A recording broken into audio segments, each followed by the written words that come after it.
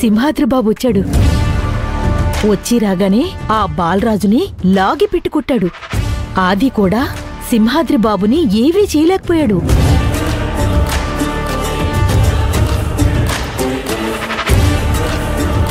మా చెల్లెమ్మని చూసి తీరాల్సిందే అని లోపలికొస్తుంటే ఆది అతన్ని తోసేశాడు. ఆ తర్వాత మళ్లీ సింహాద్రిబాబు లేచి లోపలికొస్తూ అడ్డు వచ్చిన ఆదిని తోసేశాడు. ఆది అంత దూరం వెళ్లి పడ్డాడు. అక్కడేం జరుగుతుందో ఆదికి తెలియటం లేదు. సింహాద్రిబాబు అసలు ఎవ్వరికీ భయపడ్డం లేదు.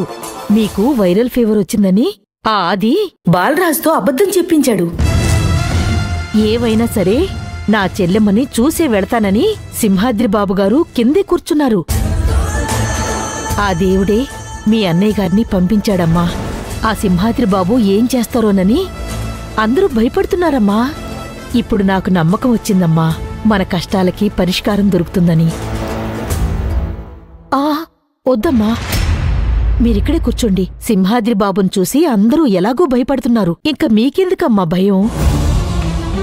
సింహాద్రిబాబుకి ఈ విషయం చెప్పి నేనిక్కడికి తీసుకునొస్తాను. మీరిక్కడే ఉండండి, ధైర్యంగా ఉండండి. వస్తాను.